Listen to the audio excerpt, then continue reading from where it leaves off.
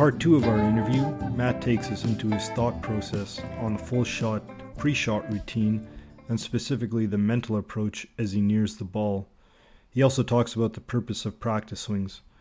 Matt also talks about his approach to putting and how he practices putting. Finally, Matt addresses pre-round anxiety and his techniques for dealing with them. So please enjoy part two of the interview with Matt Stilwell of the Positive Golf Mindset. So I'm curious about pre-shot routines whenever I talk to anyone. So I see players like in full shots, they stand over the ball too long, and they're probably going through a checklist in their head. So are you able to describe your pre-shot routine, and specifically, like, what are you thinking? What's going on in your head? And I'm talking about both, as you arrive to the ball after you take a drive or on the putting greens. Maybe take us into your head a little bit. Yeah, sure. That's a good question. I like that. So I'd say I have a pre-shot routine for driving the ball and for approach shots and for pitch shots. The difference in thinking between the drive and the approach shot is simply the lie. So for a drive, I'll be thinking, what part of the tee box do I want to stand on? And this is, don't get me wrong, the more you play, the quicker these questions get answered in your brain in nanoseconds. So I've already established what my shot line is likely to be at the moment. Today, perhaps I'm playing a bit of a draw today. Oh, imagine that! So I'm going to start aiming down the right a little, which means I want to put my tee peg just there. So I'm thinking about that, and then in the fairway, I'm thinking about the lie, and I'm looking at it, and I'm calculating in my head the kind of iron or the kind of club I can get to that ball. So if I'm on the fairway, it's a bit more open, a bit more broad. If it's in the rough, chances are that's going to affect the flight. I'll then look at the distance to the pin, and I'll probably scope it or gun it. Normally, that's what I do, because I like to know the pin distance and I like to know the front. And I like to get a gauge in my head before I've hit the ball to what the ball is likely to do. Now, if the ball doesn't do that, I work very, very hard at not getting upset about it and not being bothered about it, provided I've done the right work. And if I feel in that moment that I take out a 7-iron and I stand over the ball with a 7-iron and I think to myself, all right, I get that tweak of doubt, I let that doubt enter. So I step off the ball and I just answer the door. I just kind of say what?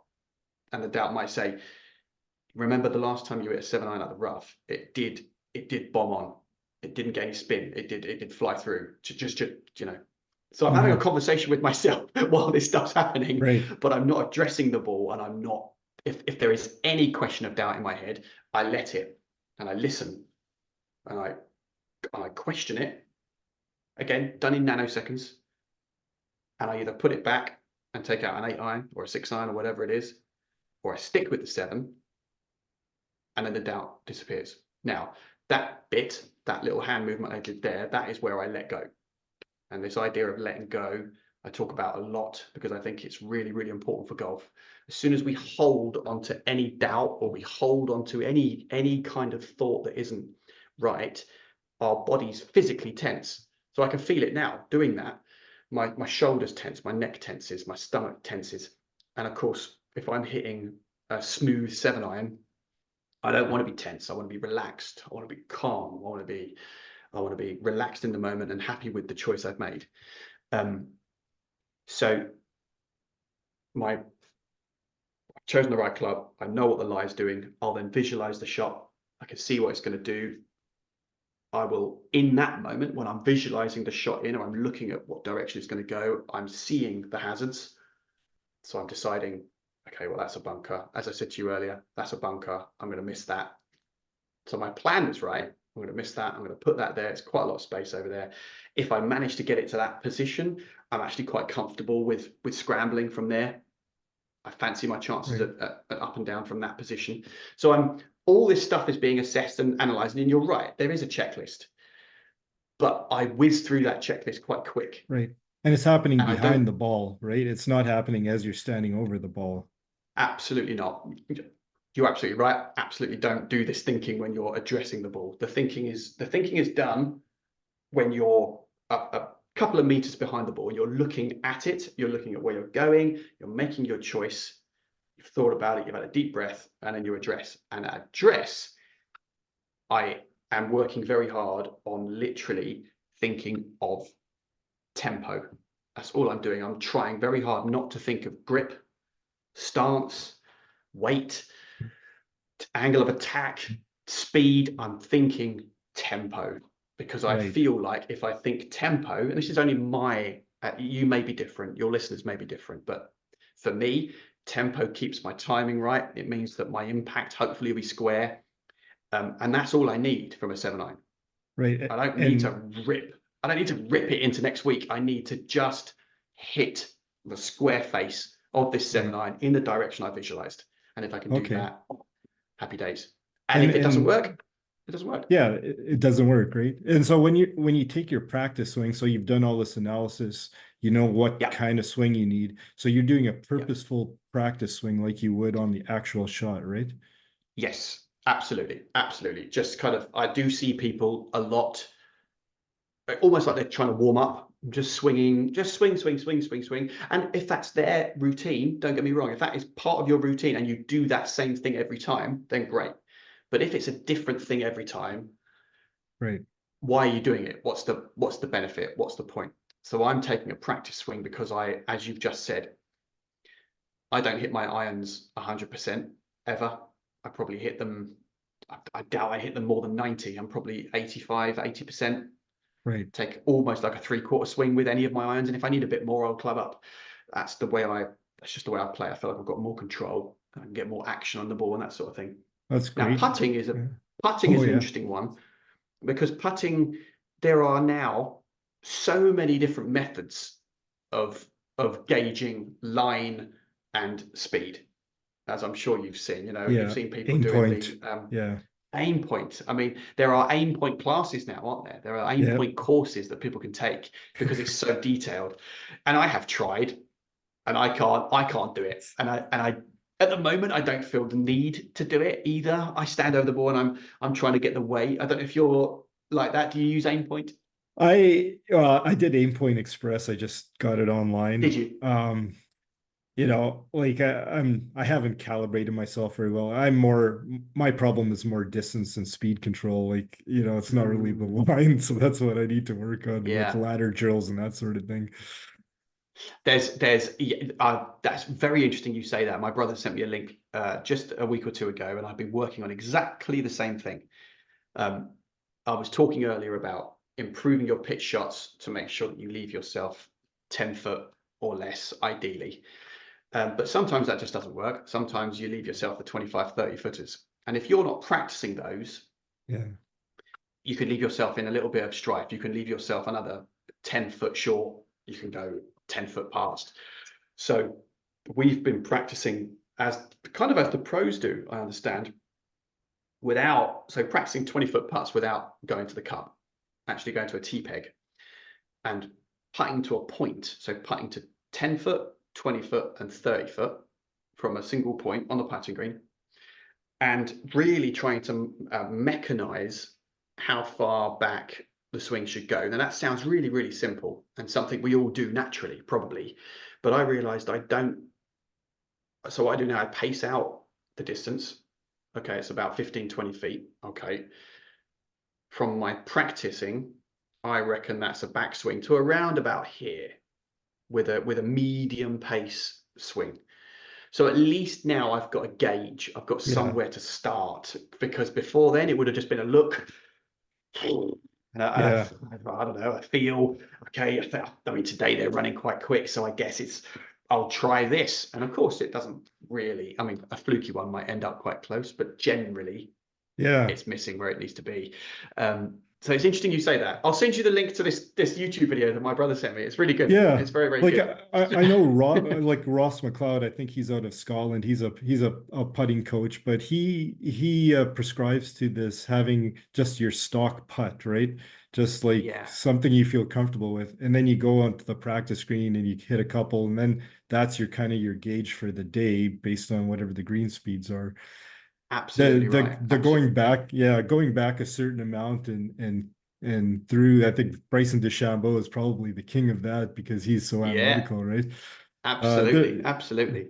But yeah, like interesting, my stats on putting are horrible, especially, and like you said, a lot of my approaches, they'll be over 30 feet from the hole. And I'll three putt those roughly a third of the time.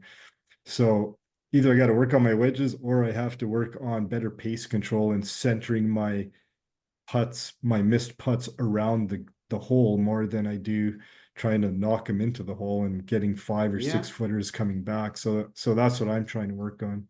yeah. Do you think about a specific point in the cup when you're putting? Maybe not from I 30 feet started because that's recently quite a way, doing but that.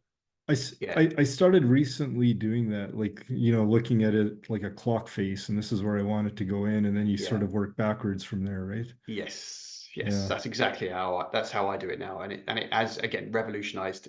It's you stick to your line, you feel the putt, and there was something you said there that I just wanted to kind of back you up on and say I absolutely agree, and that is this idea of um, having the doing the training before, doing the practice before, but when you're on the course, doing the stuff that works. Do take those 8 out of 10 shots and do those. Don't try Mhm. that one. If you look at it, you go, well, I reckon I have to do this once every 20. Yeah. That's no good. That's no Yeah. good. I know you might want to look great in front of your mates, and you might 1 in 20 pull it off, but you're on the course. You've paid for this. Make it as it might sound boring, but I find scoring well not boring, and I find getting up and down and scrambling well, not boring. I find those things great. So Yeah. stick to the things that you know you can do, the things that you've got in your wheelhouse. And if you haven't, that should be what you go away and work on outside of the course. Perfect. I have one last question for you, Yeah. Matt, and it's more of a selfish question. So I've registered for my first tournament. I don't usually play competitively, the club championships. This is my first one in years. When I hit the register button, I started getting like kind of a little anxious, right? And I know it's an irrational fear. It's not like I'm jumping out of an airplane or skiing down a double black diamond or something like that. It's the only thing that could happen is maybe I think, oh, my mates still think that, oh, you sucked on these rounds. Like, why, right? It's basically just that. There's no like physical rational fears there. So how do you approach this kind of level of anxiety, and how do you calm it and focus more on the present? Yeah. Yeah. Good question. Um, so there are lots of things you can do before the round even starts. Now, you've got your physical mechanical body, and you've got your head and your mind. Now, your physical mechanical body, I would imagine you can go and practice. You can go, and what I mean by that is I literally mean physically practicing the art of golf, practicing those shots, getting a feel for them. If you feel like this is one I love, is that on the putting green especially, practice those long putts, as I've already said, not to a hole, but to a tee peg, because when they don't go down, it's fine. It doesn't matter because you're only putting to a tee peg. And practice your 2 foot putts to the cup, 2 and 3 foot putts to the cup, and make sure you drain 80% of those. And listen for the ball going in the hole. Listen for it. Constantly listen for it. That will build your confidence when you're on the putting greens, first and foremost, from any distance. Any distance, whenever you get that pang of, oh, I don't like 8 foot putts. Whenever you get that, try immediately to move it out of your brain and replace it with the memory of the balls going in the hole on the putting green. So that's a nice one for putting. Um, but when you're at home, do you ever, before you go to bed, for example, have a picture of not the perfect round, but do you ever walk yourself through the first few holes while you're lying in bed with No, your eyes closed? no, I It's don't. really good. I've never ever gotten past 9 in my brain because I've fallen asleep. But I'm not someone who's suggesting on your oh, the first hole I'm going to birdie the first, I'm going to but don't think of it like that. Think of just the most comfortable round of golf that you could play tomorrow, and imagine it in your mind's eye. Visualize it in your mind's eye. Where would your shot shape go off your first tee? Right. Your approach shot on that first hole. Where would it land? Okay, all right, well, it's landed 15 foot. That's quite nice. Okay, putt it up. It's lagged up or just past the hole and a tap in for par. Well, that's what an amazing start. And then move on to the next hole and do this process in your head. That's something you can do in the shower, the night before, the morning of. You can do it when you're in bed that night. I do it when I'm in bed. It's really, really good. And it just seems to kind of, it just seems to level me out. It takes away that anxiety, that little bit of nervousness that you get. It removes it completely. And then when Okay. you're on the course, you've just said about your friend saying to you, oh, you suck, or whatever, right? This is quite a harsh thing, but who cares? That's such an easy thing for someone like me to say. But seriously, who cares? Who cares what your mates think? It doesn't matter. I hope everyone enjoyed the insights from Matt in our 2-part interview. I really appreciate him tackling some difficult questions for our little podcast, and I really can't wait to speak to him again. So until next time, from Senior to Scratch, have fun on the links.